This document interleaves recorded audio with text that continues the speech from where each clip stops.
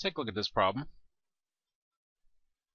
We got f of x is equal to x to the fourth minus 3x to the third plus x squared minus 7x plus 2 all over x.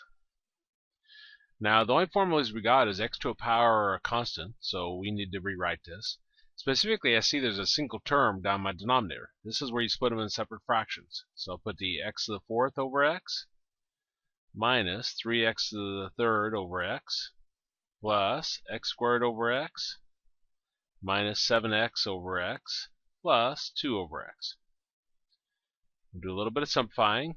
That gives us x to the third minus 3x squared plus x minus 7. And this 2 over x, that's like x to the first power. So I'm going to take that x to the first, and I'm going to move it up on top with the 2.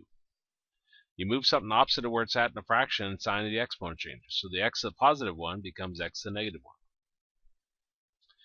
Now we're ready to find our derivative. You got x to a power, take your power, put it out in front, lower it by 1.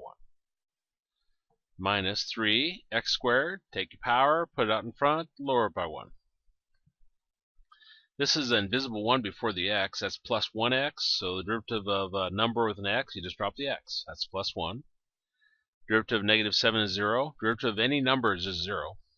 Plus 2, x to negative 1 power. Take your power, put it out in front, lower it by 1.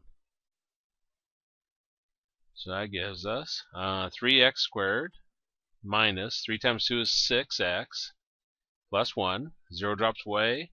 2 times negative 1 is negative 2, x to the negative 2 power. Now we don't want any negative exponents, so we've got 3x squared minus 6x plus 1 minus 2 over x squared. I take the x to negative 2 to the denominator. Now I'm happy with that answer there.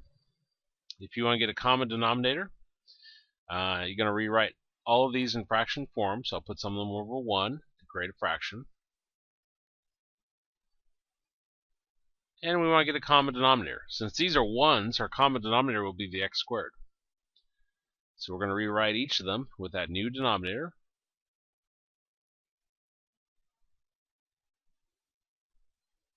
This one already has x squared, so we'll leave it alone. Our first fraction, multiply the bottom part by x squared, so you have to multiply the top part by x squared. So we've got 3x squared times x squared. Our second fraction, you multiply the bottom part by x squared, so you have to multiply the top part by x squared. Our third one, we multiply the bottom part by x squared, so you have to multiply the top part by x squared.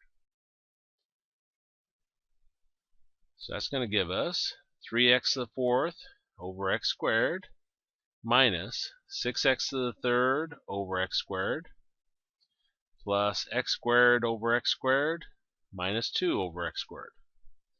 Since they all have the same denominators, I'll merge together the top parts now. So I got 3x to the fourth minus 6x to the third plus x squared minus 2 all over x squared.